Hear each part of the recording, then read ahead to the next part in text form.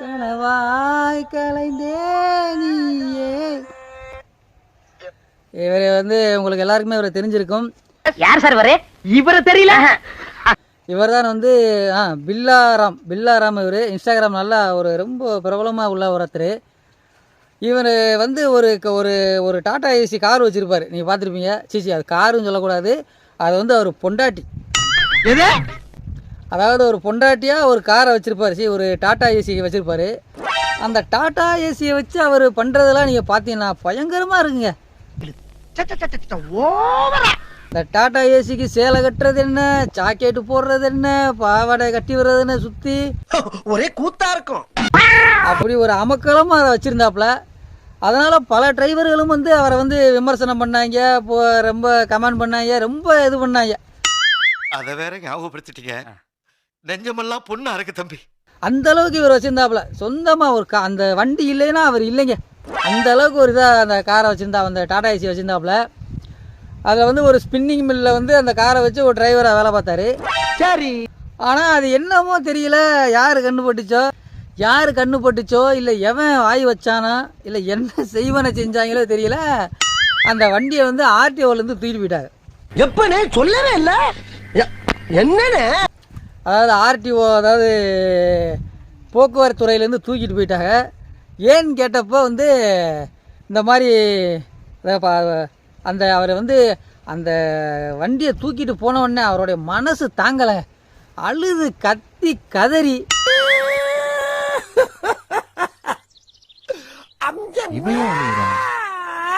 இந்த வண்டி எனக்கு வேணும், இல்லைன்னா நான் வாழவே மாட்டேங்கிற மாதிரி போயிட்டாப்ல. நான் சொல்லனா கூட பாரு, இந்த மனசுல இருக்க வலி, என் கஷ்டம் எனக்கு தெரியும். எங்க அம்மா ஒரு கண்ணுனா என் வண்டி ஒரு கண்ணு. சத்தியமா அது இன்னும் 4 நாள் சொல்லிட்டாங்க. ஐயோ ஐயோ, மனசு அவ்வளவு கஷ்டமா இருக்கு. நான் அதுக்காக தான். பார்த்தீங்களா எவ்வளவு கஷ்டம், அழுதாப்புல. அதாவது இவர் வந்து செஞ்சது தப்போ சரியோ தெரியல. நான் சொன்னேன்னா அவருடைய வண்டி, அவருடைய காசு, அவர் சேலையை வாங்கி கட்டுவார், சட்டியை வாங்கி போடுவார். உனக்கு என்ன நீங்கள் கேட்கலாம். என் பணம், என் காசு, என் பைசா, என் டப்பு. நான் வாங்கின சட்டியை கிழிச்சு போடுவேன், கிழிக்காம போடுவேன். உனக்கு என்ன? ஆனால் அந்த ரூல்ஸ் ரெகுலேஷன் ஒன்று இருக்குல்ல கவர்மெண்ட்டில், இப்போ நம்ம வந்து அதை தூக்கணும்னு நினைக்க போகிறதில்ல. கவர்மெண்ட்டுக்குன்னு ஒரு சட்டம் இருக்குல்ல, போலீஸுக்குன்னு ஒரு சட்டம் இருக்குது.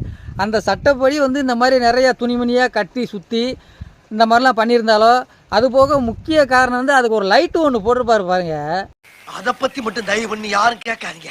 இந்த லைட்டை நீங்கள் பார்த்தீங்கன்னா இந்த திருவிழாவில் சீரியல் செட்டு கட்டுவாங்க பார்த்தீங்களா, அந்த மாதிரி சகன்னு சுற்றி கலர் கலராக எரியும். இங்கிட்டு ஒரு மாதிரி ஒரு லைட் எரியும், இங்கிட்டு சுற்றி போயிட்டு வரேன். பத்தாவதுக்கு ஒரு மீசையெல்லாம் வரைஞ்சி அமக்கலமாக இருக்குது அந்த வண்டி. இந்த லைட்டோட காட்டுறேன். எப்பா என்னடா இன்னைக்கு வித்தியாசமா விபூதி பூசிருக்க? இது விபூதி இல்ல, நம்ம கம்பெனி முத்திரை. கம்பெனி முத்திரையா? நம்ம எந்த கம்பெனில வச்சிருக்கோம்? அந்த லைட்லாம் போட்டிருப்பாரு. லைட்டு போட்டு அந்த மாதிரி ரோட்டில் போகும்போது வர்ற வண்டிக்கு ரிஃப்ளெக்டாக தெரியும். நம்ம வந்து ஒரு பைக்கில் சாதாரணமாக ஒரு R15லையோ ஒரு டூமில் லைட்டையோ மேலே தூக்கி வச்சாலோ கொஞ்சம் பெருசாக வச்சாலோ இது வந்து தப்புன்னு பிடிச்சி போயிடுவாங்க. அதே மாதிரி இதில் நிறையா சீரியஸ் செட்லாம் கட்டி ஒரு மாதிரி ரிஃப்ளெக்ட் ஆன உடனே வர்ற வண்டிகளுக்கு கண்ணுக்குன்னு தெரியாது அப்படி போகிற ஒரு காரணத்தை வச்சு கொண்டு போயிருக்கலாம். அதில் வந்து அதை வந்து அவர் வண்டியாக நினைக்கிறாங்க. இவர் சேலையெல்லாம் கட்டுறாரு பாருங்க. பாருங்க, சேலையில வீடு கட்டவா சேர்ந்து வசிக்க, ஜன்னல் வச்ச ஜாக்கெட் போடவா தென்றல் அடிக்க, என் வண்டி அளவுபடுத்துற சேலை வெட்டி நான் என்ன வேணாலும் பண்ணுவேன். என் வண்டி என் சேலை எங்க ஓனர் பாத்துக்கிறாரு. அதாவது வாய்க்கு வந்தபடி எல்லாம் பேசப்படாது, எதா இருந்தாலும் நியாயமா பேசணுமா இல்லையா? இந்த மாதிரி அவர் வண்டி அவர் சேலை கட்டலாம், எவனாலும் கேட்க முடியாது, அவர் தான் கெத்து. ஆனால் சட்டம் அப்புறம் நான் பொறுப்பு கிடையாது. காவல்துறைன்னு ஒன்று இருக்கு, அது கேட்க முடியல. சேலையை வண்டி ஃபுல்லாக கட்டிக்கிட்டு போனால் அது எப்படி அது கேட்குமோ கேட்காதோ. அது வந்து லைட்டு மாட்டினா கண்டிப்பாக தப்பு தான், அது கேட்பாங்க. அந்த மாதிரி சேலை கட்டி தான் தாலி கட்டுறாங்க உங்களுக்கு. என் வீடியோ நான் தாலி கட்டினதுக்கு ஒருத்தன் ட்ரோல் பண்ணி போட்டிருந்தான். அந்த பைத்தியக்காரத்தில சேலை கட்டினா கூட பரவாயில்லைங்க, சேலை கட்டினாலும் பரவாயில்ல. என்ன சொன்ன தாலியே கட்டிட்டான். தாலி கட்டினா அதெல்லாம் ஃபர்ஸ்ட் நைட்டாக பண்ண முடியும். தாலியே கட்டிட்டாங்க. என்னடா செய்யறது அப்படின்ட்டு அது ரொம்ப கஷ்டம். தாலி, சேலை, பிளவுஸு எல்லாமே கட்டிட்டான் டெம்போவில். நல்ல வேலை லாரி எடுக்கலை. லாரி எடுத்துருந்தானே வச்சுங்க, பாறைக்கேரில் தாலியை கட்டி சுற்றி படுதாவலி சேலையை கட்டி விட்டுருப்பேன். வேறு டெம்போவில் விட்டாப்புல. அப்போது வந்து இவ்வளோதெல்லாம் நடந்து என்ன ஆகி போச்சுன்னா, ஒரு நாள் ஓனர்லாம் பேசி போய் என்னென்னமோ சொல்லி வண்டியை எடுத்துட்டாங்க. சரி, வண்டியை எடுத்ததுக்கு அப்புறமா வந்து சரி இனிமேல் இந்த லைட் கீட்லாம் கழட்டி போட்டுருவாப்புல, இந்த சேலைகளெல்லாம் அவுத்து போட்டுருவாப்புல, இனிமேல் வண்டி ஓட்டுவான்னு பார்த்தா கிடையவே கிடையாது. வாய்ப்பில்லை ராஜா, வாய்ப்பில்லை. எடுத்தாச்சு, வண்டி எடுத்தாச்சு. நாங்கள் தான் நம்ம தான் கெத்து. முதல்ல கேட்டுக்க தேங்காய் சூடம் கொளுத்தி இருக்கிற எல்லா கண்ணும் போனோம். நம்ம தான் பாத்தியா, அவர் விடுற மாதிரி இல்லை, அவ மறுபடியும் அதே தான். அதான் வர்க்கீஸ். இதில் இன்னொரு முக்கியமான விஷயம் என்னன்னா, இவன் இந்த மாதிரி செய்யறத பார்த்து நிறைய டிரைவர் கெட்டு போயிட்டாங்க. எப்படி எப்படி எப்படி எப்படி எப்படி நிறைய வண்டி டிரைவரை முதல்ல அவன் மேலே ஒரு ஒரு ஒரு ஒரு இதாக இருந்தால் கூட அதுக்கப்புறமா அவனை மாதிரியே பார்த்து கெட்டு போயிட்டாங்க பாரு. அடுத்து அவனை மாதிரி அப்படியே பின்பற்றாப்புல இன்னொருத்தர். இந்த நான் மட்டும்தான், வேற யாரும் இல்லை, நான் தான், எவனும் இல்ல, நான் தான் பிராண்டு. ஒரு பைத்தியக்கார பைலட் இந்த நாடு மக்களும் மாட்டிட்டு பாடு. பாத்தியா முத்திட்டாப்புல. இப்போ இவர் சொன்னாப்புல இதில் எதையாவது ஒரு விஷயம் இருந்தா கிடையவே கிடையாது. ஒரு சொன்னது ஒரே வார்த்தை தான் 10 முறை சொன்னாப்புல. நான் தான், யாரும் இல்லை, நான் தான், ஒன்றும் செய்ய முடியாது, நான் தான் அப்படின்னு சொன்னாரு. வெரி குட்ரா. அது எப்பறம் என்ன பத்திர எல்லா விஷயத்தையும் மிக தெளிவா புரிஞ்சு வச்சிருக்க நீ.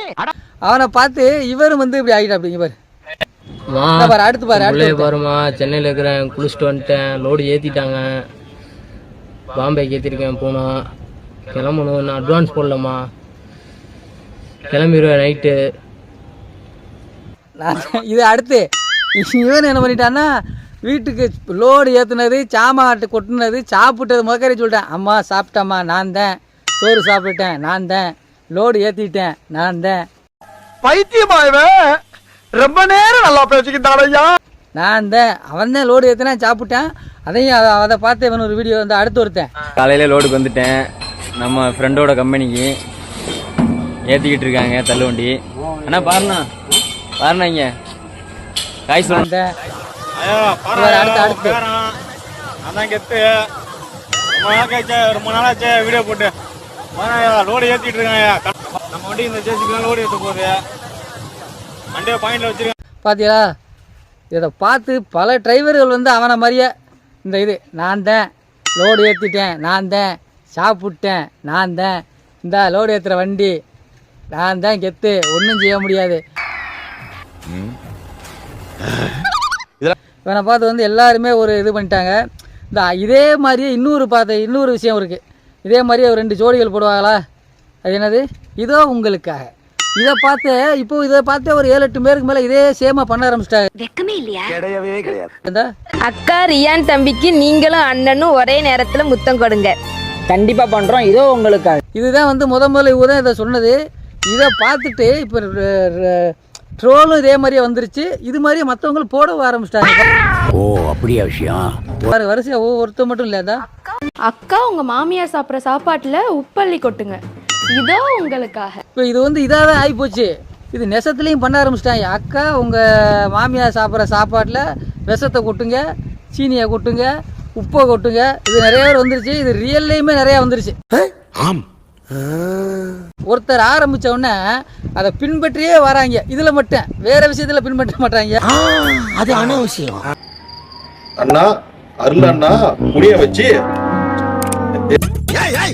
என்ன சொல்ல சொன்னா என்ன சொல்லிட்டு இருக்க.